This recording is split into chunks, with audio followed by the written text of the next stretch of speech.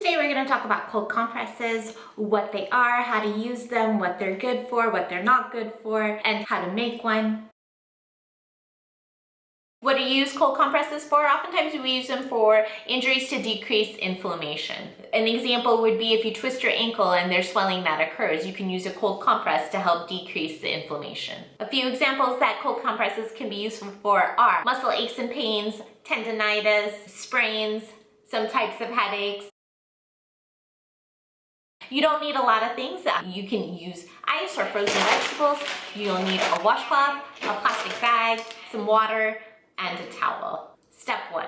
You can either take the ice and put it in a plastic bag, or you can take frozen vegetables, or if you don't have either, you can take a wet washcloth and stick it in a plastic bag and put it in the freezer for about 15 minutes. Step 2, put a washcloth under cold water and then wrap it around your plastic bag full of ice or frozen vegetables or a frozen washcloth. And step 3, place the compress on your skin. Now remember, don't do this for more than 10 to 20 minutes. If it becomes uncomfortable, take it off. Step 4, dry your skin once you're done applying the compress. Step 5, if you're doing this for swelling, go ahead and reapply it in another 2 hours. Keep doing that until the swelling goes away.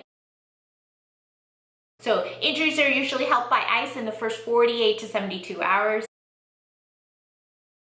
Things you shouldn't do with cold compresses is never apply the ice directly to your skin. That will injure your skin and actually in some cases can get stuck to your skin. Don't ice an area for too long. I would say not more than 10 to 20 minutes in most cases, as it can lead to frostbite. Never put ice on an area that has decreased sensation. If you're diabetic and you can't feel well, or if you have any kind of decreased sensation for any reason, be sure not to apply ice to that area, as you won't know if you're doing any damage to your skin. Never put ice on burns. Do not use cold compresses on babies. This is for minor injuries only. Do not use it for serious injuries. Always go see a doctor and see what they recommend. Hope that helps. As usual, this doesn't replace the advice of your doctor. These videos are made for people living in third world countries with limited access to care, but the principles can in some cases be applied to everyone. Be sure to watch the rest of our first aid and safety videos.